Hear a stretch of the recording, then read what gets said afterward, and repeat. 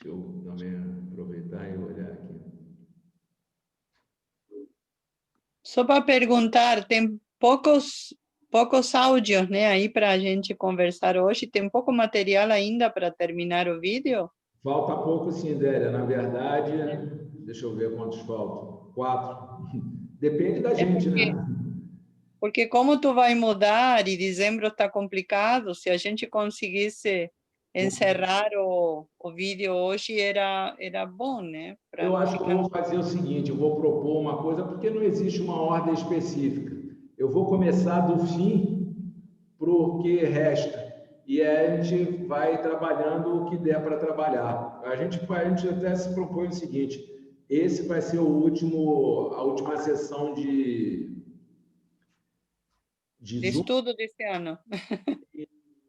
A gente fica sabendo que a partir de agora, até o começo do ano, eu vou tentar manter o interesse através do grupo. A gente vai compartilhando coisas, fazendo discussões através do grupo. E depois, a gente, em janeiro, eu já tenho várias propostas para Marcelo, a Nenise e coisas e tal, para a gente elaborar aulas, tá? Pode ser entrevista, pode ser, sei lá, tem vários formatos que a gente pode dar, que a gente pode construir. Senão, eu continuo nesse meu jeito aqui, meio destrambelhado de fazer as coisas. Como te comentei hoje, no grupo que está se formando, tem muitos interessados em estudar, né? Então... Eu vou botar o convite lá no grupo dos que estão começando. Vamos lá. Vou fazer o que eu falei. Vou começar do final, só que...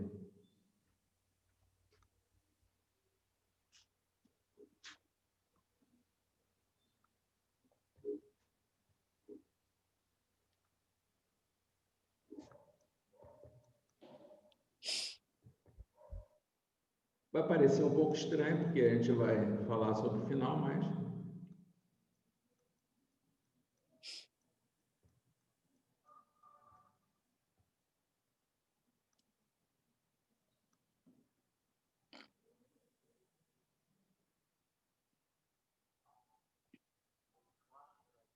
Eu acho que todo mundo se lembra de um momento na vida. Quando era uma criança na escola, quando estava passando pelo turbilhão da adolescência, ou em algum outro momento. Todos se lembram de um colega de escola ou de um sujeito ao seu lado na frente de batalha que trouxe luz às nossas vidas quando nos fez rir. Eu só lembro, né?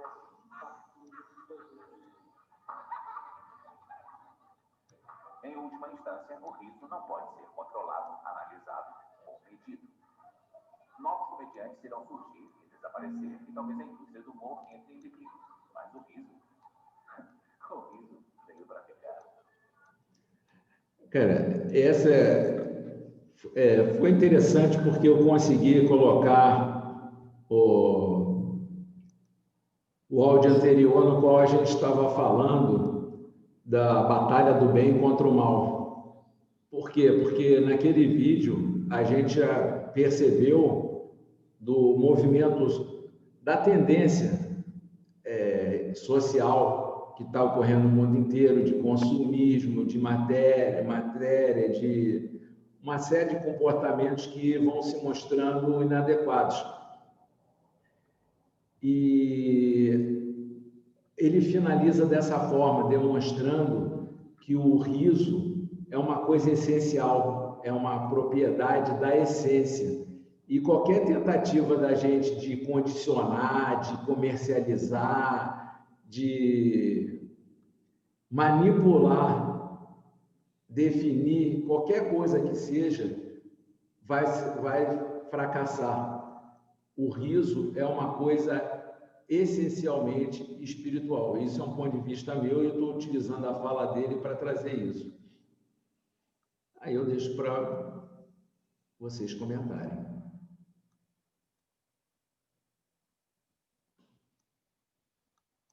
Então, continuemos.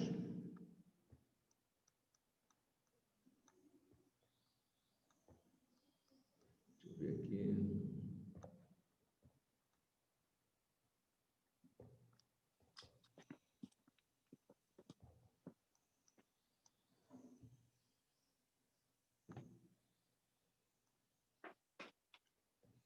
Só que a gente vai acabar partindo a gente vai acabar partindo do sutil para o mais grosseiro, hein, gente? Eu vou logo dando aviso, porque a gente vai acabar terminando dessa forma, mas tudo bem. Maioria certa. O riso está na moda. É quase compulsório. As grandes empresas já contrataram seus consultores de humor.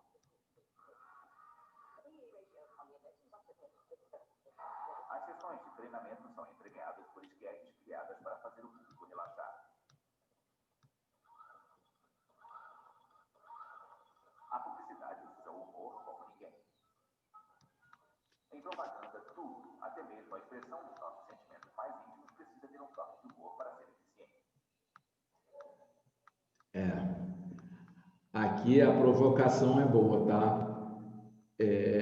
Embora eu coloco o seguinte: precisamos cuidar para que o yoga do riso não tenha o mesmo destino. Que destino? Esse destino de comercialização, visto que as dificuldades econômicas nos impedem a usar o yoga do riso para sanar nossos problemas financeiros. Equilibrar essa tendência com a doação de trabalho voluntário é uma possibilidade, como tem acontecido em nosso grupo.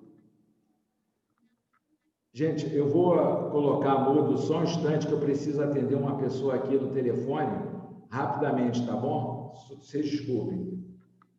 Alô, Hélio, fala rápido que eu estou no meio de uma aula. Cara. Fala rápido que eu estou no meio de uma aula. Não ficou mudo.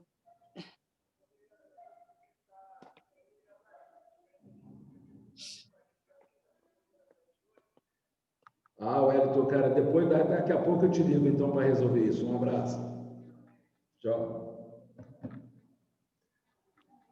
Imagina, que situação. No meio da aula, o sujeito me pergunta se a esposa dele vai fazer a faxina aqui em casa, depois de eu já ter feito a mudança. Aí ele quer vir, ele, a esposa e os 2 filhos. Mas vamos continuar. O meu foco nesse tópico é colocar... É a sua aura, que todo mundo quer ficar perto de você, William. Cara, sabe o que eu vou fazer? Coloca todo mundo para uma sessão de yoga do riso, William. Gente, a proposta aqui é falar uma coisa que acontece, cara, não é falado, mas não é falado, mas é pior ainda. Agora eu acabei de ver que eu não tinha desligado a ligação, né? Agora o sujeito ouviu tudo que eu falei. Mas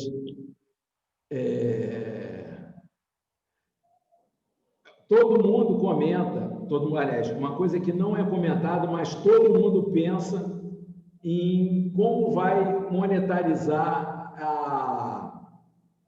aquilo que ele aprendeu. É natural. Só que a gente tem que tomar esse cuidado. Então, eu coloquei isso para... É uma coisa que eu pretendo fazer, é chamar o Marcelo, porque o Marcelo, doutor Risadinha, ele tem especialidade em yoga para empresas. E trazer à tona essa coisa de você usar o yoga do riso como forma de trabalho, como forma de ganho de vida. Isso é uma coisa que você não falar sobre isso, não sei se isso é interessante. Aí eu queria que vocês comentassem ou não, né? Vocês, parte de vocês.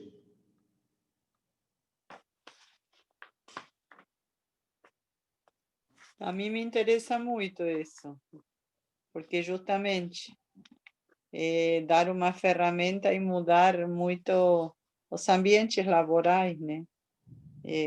Sempre sabendo como fazer, claro. com ética. Marcelo está só escutando, mas eu vou colaborar um pouquinho aqui, porque é a questão do dízimo, né? Os pastores cobram, e aí entra nessa questão, então, o nosso trabalho tem um valor. E eu fiz um semestre inteiro na minha formação na terapeuta de família, a diretora colocou, nós temos que aprender a cobrar, gente. E nós só trabalhamos na universidade com o voluntariado, né? A gente não cobra. Então, a forma de cobrar. Aí as crianças levavam desenho, levavam uma flor no meio do caminho, cada um contribuía de alguma forma, né? E aí, então, é a valorização do que está recebendo. E nós estamos entregando um conhecimento. Então, a nossa intenção, a forma de saber se valorizar também, poder saber cobrar. Essa é um assunto muito discutido dentro do ambiente da psicologia. A dificuldade é grande do ser humano, porque tem essas distorções acontecendo o tempo inteiro, né? Está cobrando algo que é de graça, todo mundo ri, o que vai cobrar isso, né? Mas tem toda uma ciência por trás, e aí a própria medicina está vendendo o serviço, um conhecimento em cima da dor do outro, então não dá para generalizar, dá para pensar, e toda reflexão traz uma ação mais apropriada. Se é na manada, não está refletindo, está fazendo como todo mundo. Então, tem um vídeo sendo apresentado na internet da história da Colgate, como que essa pessoa se transformou num dos maiores milionários do mundo, a marca Colgate e toda a trajetória. E eu, encantada, assistindo aquilo ali, já partilhei o vídeo sem ter ido até o fim. No final, a pessoa que apresentou toda essa história está pedindo, então, dinheiro. Me decepcionou um pouco, em nome de uma espiritualidade, para mim foi um choque. Assim. Eu quero falar uma coisinha. Essa história de que o que é dado de graça, que a gente recebeu de graça, tem que ser dado de graça, tem que ser interpretado. Já fui muito podada e criticada, porque numa época comecei minha caminhada como reikiana e em centros espíritas, não, porque tu não pode cobrar. Na verdade, a gente se especializa, faz cursos, gasta dinheiro, investe em formação, e claro que tem que cobrar esse lado, não tem assim. Uma vez até uma secretária de Federação Espírita me disse, imagina, no teu consultório tu vai cobrar, na casa espírita, claro que tu não vai cobrar um passe, uma coisa. Então, é tudo muito relativo, não é isso de o riso. A gente não está dando nosso riso, nós estamos fazendo uma facilitação de um processo, explicando uma função. Então, vai ter os ambientes para fazer o trabalho voluntário de graça e vai ter os ambientes onde vai ser cobrado, porque é assim, né? Então, senão todo mundo que tem um dom, que nasce com um dom, como o dom veio de graça, então não pode ser explorado para viver disso. É uma questão muito assim para debater, né? Tem nada de graça não, gente. A gente paga tudo, só depende da moeda. A gente tem o dom, pode estar aí, mas se tudo que a gente estudou para colocar em prática, para usar ele para ajudar as pessoas, agora também está o outro lado, né? Aquele que usa aquele dom só comercialmente, né? Para explorar. Então, é muito para discutir. Não vai dar para terminar hoje. Pois é, a questão eu coloquei porque eu acho que esse é o espaço, é um estudo que está começando, a gente está finalizando, mas a ideia não é, como é que se diz, esgotar isso, porque é tão profundo quanto o próprio riso. Você está falando da sobrevivência. Então, a gente tem que, como é que se diz, reconfigurar, reavaliar todo esse processo que a gente vive, porque a gente acha que precisa muito do dinheiro, mas o pensamento indígena não é esse. O pensamento espiritual, por exemplo, a gente utiliza muito o referencial dos hindus no yoga, os rishis, os sadhus, eles não dependem de nada, de dinheiro nenhum para viver. Eles vivem do que a natureza oferece, do que os outros seres humanos oferecem. Então, a gente tem que ir com muito cautela, até porque a gente vai estar tratando da necessidade nossa e da necessidade alheia. Então, a gente tem que ter cautela para falar sobre isso, porque cada um sabe onde o calo aperta. Você querer falar aonde está apertando o calo do outro, geralmente vai dar problema. Se alguém quiser fazer mais um comentário, eu deixo aberto, mas minha intenção não é ficar preso nisso não, que eu sabia, mas precisa ser discutido. Eu acho que o Sandro fala no curso isso de forma muito sábia, né? Que, por experiência dele mesmo com o riso, que o yoga do riso, a prática do yoga do riso, é o que muita gente está procurando nas empresas e não sabe. Então, cabe a nós apresentar, né? Ter essa ousadia de apresentar, de fazer um projeto, de cobrar, né? Porque eles acabam fazendo outras práticas, outras dinâmicas que não são tão eficazes e que não trazem tantos elementos quanto o yoga do riso traz. Então, Marcelo, quando você falou Marcelo, o Marcelo até tremeu aqui. Ele fez assim, ó. Mas era o outro Marcelo. Então, o Marcelo Pinto, nossa, ele é um mestre, né, nisso, em ter mudado a linguagem, né, de chamar de como que ele chama? Do riso? Não é yoga do riso que ele chama. Empreendedor riso é o curso dele. Empreendedorismo. Riso. Maravilhoso, gente. Então, é incrível. Faz anos que ele faz isso, né? Escreveu livro, bem voltado para essa coisa da empresa. Pois é, eu não vou nem entrar no mérito não, falar muito, que senão a gente vai ficar aqui durante muito tempo, mas... Eu só quero falar uma coisinha. Eu acho que o princípio da abundância não tem necessariamente a ver com quantidade de dinheiro. Tem a ver mais com a liberdade. E se você tem a liberdade de ser feliz, independente da quantidade de dinheiro que você tem, e você confia nisso, o dinheiro ele vem e vai, entendeu? Então não é um negócio para você ficar apegado. É um negócio para você saber usar. E quanto mais dinheiro você tem, mais você pode ser abundante e ajudar outras pessoas. Está no princípio de abundância, você também saber doar. Saber doar é saber receber. São os dois lados da mesma moeda. Perfeito, Tânia. A prosperidade da abundância, a energia do dinheiro. Se fala muito sobre... Se fala essa energia, o dinheiro tem uma energia e ele prospera, né? Então, é a intenção e o viés. Se tu vai pelo viés da escassez, que tu está perdendo e está faltando, só perde, né? E aí a monja Coen traz isso. Para ser um budista, eles exercitam a mendicância. Eles vão mendigar e eles trazem toda a oferta e lá, então, eles organizam e se distribuem. Ninguém é dono daquele, né, do seu valor.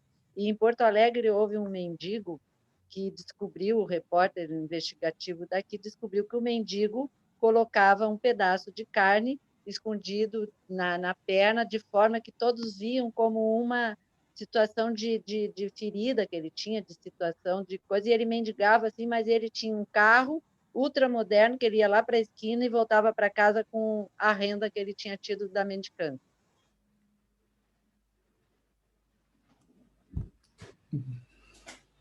Aproveitar e vou falar, então, já que... Aí, tá vendo, cara? Falou em dinheiro, apareceu, que é isso, cara? Falaram o meu nome Boa! aí. Não, porque não que eu tenha relação com o assunto das empresas, mas em termos de empreendimento, em termos de ação humana, eu vejo que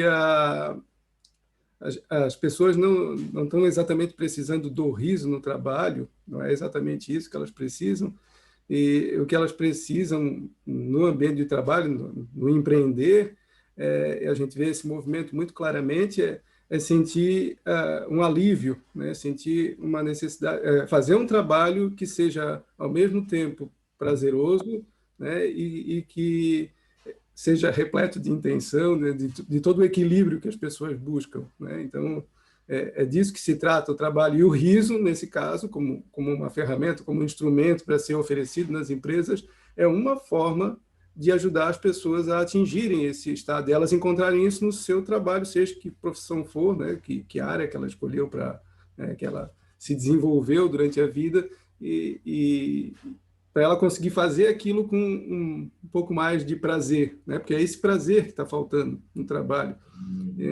E quando falou lá do uso indevido do riso, né, tanto o pessoal do marketing quanto o pessoal do poder público, né, de uma forma geral, entende que já entende há muito tempo que quanto mais tensa está a sociedade, quanto mais irritada, incomodada, em conflito está a sociedade, mais eficiente é usar esses mecanismos de fazer chorar, fazer rir, porque não é só fazer rir que faz bem, fazer chorar também faz bem, né?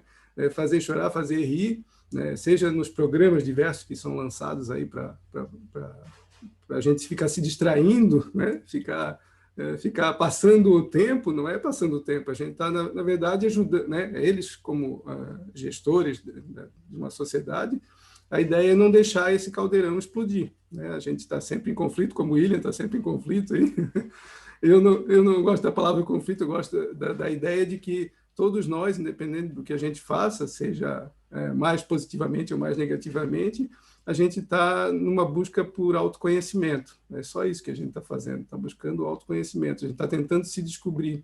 Eu já falei outras vezes que eu vejo o riso como um portal, uma possibilidade, que a gente acessa bem lá na fronteira, onde a razão já não importa mais, uma fronteira do corpo, né? E aí a gente atinge o mundo de uma forma diferente no riso, como no choro também a gente chega nessa fronteira, como nos movimentos, o William é o ser do movimento aí na hora da meditação. Então, meditar é muito buscar isso, é buscar esse lugar onde a gente consegue tocar e ampliar a nossa consciência de quem a gente é, lá nos limites, a gente sente tudo, o que está fora, o que está dentro, né? Porque não existe fora e dentro, mas a gente sente essa fronteira.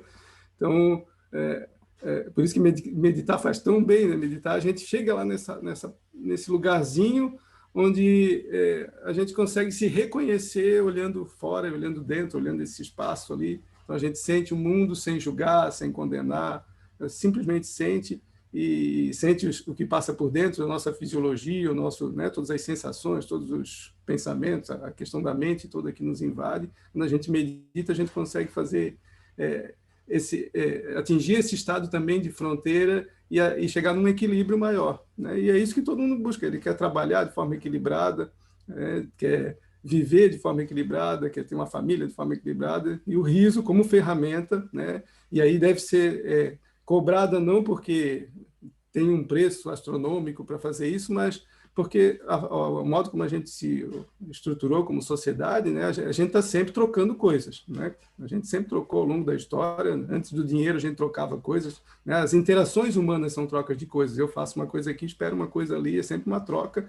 Então, com o surgimento do dinheiro, a gente conseguiu facilitar essa troca, só que aí tem sempre as distorções, né? As pessoas perceberam que acumular era divertido também para elas, né? Para quem acumula sempre é divertido, para quem fica na escassez não é tão divertido quanto aquele que ganha mais. Então, o problema do dinheiro é o acúmulo, né? É o acúmulo indevido, né? Não é exatamente aquilo que eu cobro, né? Não é o valor. Eu posso cobrar muito bem, né? Eu acredito que o Marcelo, meu xará, deva cobrar muito bem pelo serviço dele. Acredito que todos aqui que são terapeutas, né? A Annelise, que é psicóloga, né? Então, ela também deve cobrar bem uma sessão de psicologia, não vai fazer o trabalho de graça. Como um médico cobra bem, cada um cobra o valor que acha que vale, né? E nessas relações de troca que atrai gente para fazer o pagamento. Então, a ideia do valor não é o problema. A gente deve sim cobrar pelo nosso serviço, independente do que a gente está fazendo, né? Eu acho que o William também deve cobrar pelas instruções de yoga dele lá, que é instrutor de yoga, né, William? Então, deve cobrar por isso, sem medo de ser feliz, porque, na verdade, tu não estás cobrando para sugar da pessoa tudo que ela tem e acumular tudo para ti como se fosse uma patologia, assim, né? Não, tem que tirar tudo que tem nessa pessoa. Tu cobra pelo teu tempo, pela tua dedicação, pela tua exposição ali, pela tua intencionalidade de ajudar aquele outro. E isso tem um valor imenso, porque as pessoas estão demandando muito alguém que tenha intencionalidades e elas vão pagar um preço. Então, o yoga do riso pode sim ser mal utilizado, mas se a gente for pensar nos viés negativos, a gente não vai fazer mais nada na vida. A gente vai ficar só né? A gente vai ser tão ruim quanto a gente vai se negar a fazer algo pela boa intenção, porque não quer se comparar com aquele que faz algo por má intenção. Então, acho que esse é uma falha na gente, quando a gente não cobra, sabe? Quando a gente não cobra pelo nosso serviço. Eu passei muito tempo cobrando bem baratinho, porque eu tinha vergonha de cobrar também os serviços. Não que eu cobre caro hoje em dia, mas eu tinha vergonha até de falar o preço, né? Então, acho que isso passa muito, né? Para quem tem um viés mais positivo, a gente acaba sempre achando que não vale tanto, né?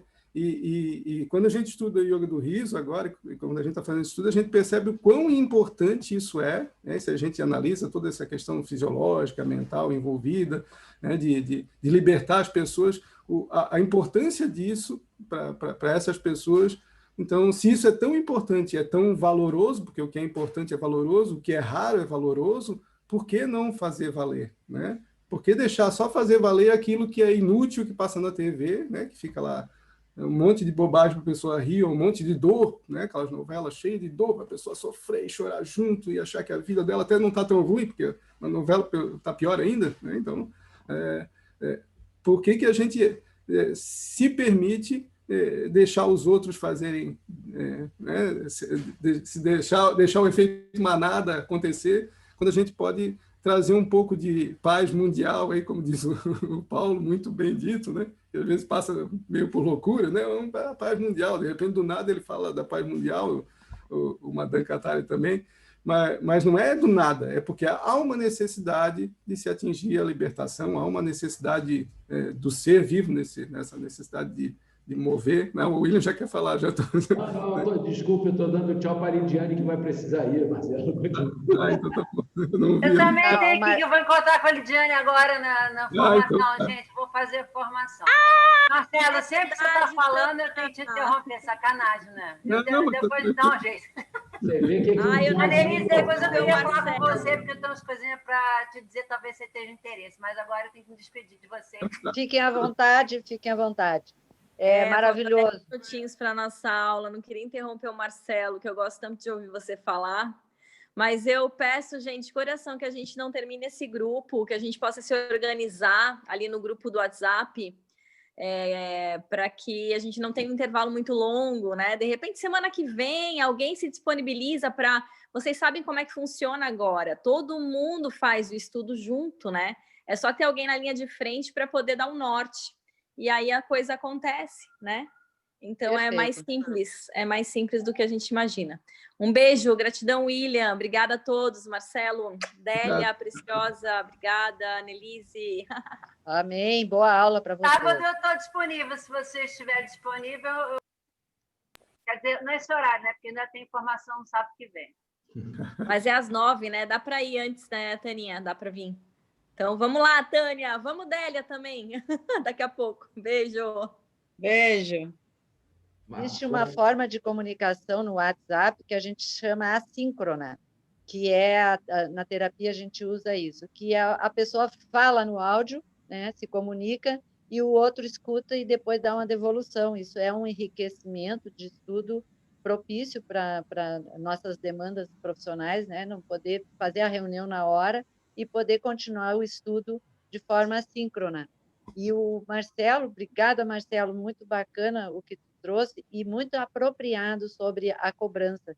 Aí, entrando bem no recorte do riso, que é surpreendente empreender nisso, ele é uma forma terapêutica, ele vem para terapeutizar dentro das empresas.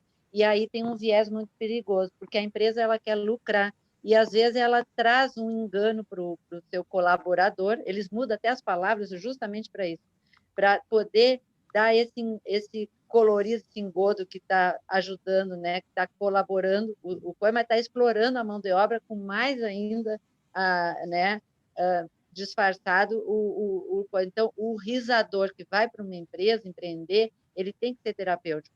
Depois de promover toda uma risada, existe um assentamento, uma integração da experiência. Aí é terapêutico, porque vai abrir a consciência. As pessoas vão abrir consciência, o que eu estou fazendo aqui, quem sou eu, e essa luz, então, que traz esse ambiente interno, revela muita coisa. Então, a terapia é isso, né? E o riso vem como uma forma de terapia. E eu vou explorar o sorriso, justamente eu estou fazendo o grupo piloto, porque o meu viés sempre foi trazer para a minha clientela um modo de se manter e não pegar a terapia como bengala. Saber que a terapia é uma forma de abrir a consciência, se expandir, ter um autoconhecimento e seguir adiante com as suas próprias pernas. Então, busquei no riso isso e estou desenvolvendo no sorriso, e o produto eu estou desenvolvendo lá no grupo piloto, porque eu vou cobrar, sim, tem muito conhecimento ali. Eu tenho uma mentoria, eu vou assistir os meus alunos, digamos assim, né? Então, existe todo um porquê cobrar, e como o Marcelo falou, a gente começa com vergonha de cobrar, porque a gente está cheio de crenças negativas sobre o dinheiro, sobre sujeira, sobre exploração, até a gente ter a segurança do que a gente tem e o poder que a gente tem com esse conhecimento para cobrar. Aqui eu não estou cobrando, mas daqui a pouco eu vou cobrar de vocês também. Brincadeirinha. Diz o Robin Hood, aquele rouba dos ricos para dar para os pobres. Marcelo, você quer concluir, porque eu acabei te interrompendo? Não, mas eu acho que não tem assim um começo e um fim para eu concluir, né? Eu estava só comentando, pegando os ganchos assim, mas agora eu já saí daquele fluxo de pensamento. Mas eu gosto da ideia do sorriso da Annelise, até foi discutido, acho que foi postado essa semana, foi, né? Que a gente falou um pouco sobre a diferença do riso e do sorriso, porque eu vejo o sorriso como uma... se não melhor do que o rir, porque o rir liberta, né? O riso liberta, ele extravasa. E o sorriso, ele ajuda a gente a ficar num estado de espírito, né? Num estado, não só de espírito, mas um estado mental, um estado interno, fisiológico, que é a coisa, eu acho que mais próxima que a gente conhece da felicidade. Então, trabalhar o sorriso é trabalhar no caminho da felicidade, sabe? Porque as pessoas buscam a felicidade lá no fim, né? Tem o começo, tem a vida inteira e lá em algum momento eu vou ser feliz. E o sorriso, que é simplesmente um estado que, né, como eu falei, levanta aqui o músculo aqui do lábio, e ele é um reflexo automático da nossa fisiologia. Então, a nossa fisiologia aciona, né? As emoções são assim, são grupos de respostas fisiológicas, e uma delas é acionar essa musculatura. Então, quando a gente está ficando mais interessado no que está acontecendo, mais conectado com o que está acontecendo, e o prazer interno é grande com aquela conexão, né? Porque eu posso estar conectado por medo, né? Tentando fugir, mas quando é uma coisa positiva, a gente vai começar a fazer essa resposta aqui, indicando uma sensação prazerosa, uma conexão prazerosa, e é isso que a gente chama de felicidade, né? É isso que todo mundo busca, fica correndo que nem um louco atrás, né? A psicologia positiva estuda muito a questão da felicidade e como construir hábitos felizes, né? A gente sair desse viés de doença, de procurar onde está o problema, de achar o erro, de se concentrar no erro, explorar o erro, e aí cobrar pelo erro, né? Cobrar pela falha, vamos consertar a falha, para direcionar a pessoa para ter hábitos melhores. E o hábito de praticar o sorriso não é exatamente a prática só como um exercício de sorrir até que se torne algo, mas é de experimentar, a gente falou de meditação do riso, né? De experimentar as sensações que isso provoca. Eu acho que daí a Annelise deve fazer esse trabalho lá para quem, quando ela for fazer o grupo, de ajudar a pessoa a prestar mais atenção, um processo meditativo do que está ocorrendo dentro, do que está passando na mente, nos momentos que a gente consegue realmente ver aquele sorriso. A gente pode usar espelhos até, né, para poder olhar o próprio sorriso, porque a gente tem dificuldade de se ver, a gente vê pelo outro. Então, eu começo a levantar aqui meu sorriso, internamente eu estou me sentindo bem, eu vou checar se quem está na minha frente faz o mesmo, e aí isso vai me dizer que eu tô feliz, né? Porque eu preciso saber disso, né? Eu não consigo saber sozinho. Eu sinto, mas eu preciso... os olhos são para fora, eu sempre digo isso, os olhos são para fora, não são para dentro. E a gente vai nesse grupo que ela está formando, deve se discutir isso, né? Para ajudar nesse processo meditativo, que nem tu colocasse, William, de que as pessoas não sabem o que é meditar. Né? E por não saber o que é meditar, porque elas estão nessa loucura do efeito manada, correndo naquela rodinha do rato o tempo todo, sem saber para onde está indo, o que está fazendo. Então, ensinar a meditar é um passo importante de qualquer processo terapêutico. Meditar e refletir, como ela falou na empresa, né? Vai chegar na empresa, vamos fazer o exercício do riso. Vou cobrar por isso, mas vou no final, né? Ou durante o processo, dizer, e aí, as sensações, sentiu? Vai acabar, hein, Marcelo? Oi. Eu sei que vai cair, eu sempre falo demais. Eu estou controlando, desculpe, mas é que ele está falando aqui. Ah, não. Vamos voltar ou vamos deixar? Como fica? Não, vamos deixar acabar agora. Eu só estou avisando porque às vezes ele pode querer falar, mas não está. É que essa coisa fica me espetando aqui, eles botam um reloginho aqui em cima. É só para te estressar, William. Cara, não, é para me fazer comprar, é aquele negócio do dinheiro. Eles não estão preocupados se eu estou vivo ou morto, eles querem saber se eu vou comprar ou não. É uma necessidade. Todo mundo tem o seu trabalho. Mas então eu estava falando do sorriso, e aí eu acho que a Annelise deve saber melhor do que eu aí a questão porque esse estado de felicidade, né, esse estado de equilíbrio interno, é um estado em que os telômeros, para voltar neles, lá do começo, quando eu cheguei, pelo menos, estava falando de telômeros, os telômeros eles têm muito a ver com isso, né? Que não é o estresse interno, né? O estresse externo, né?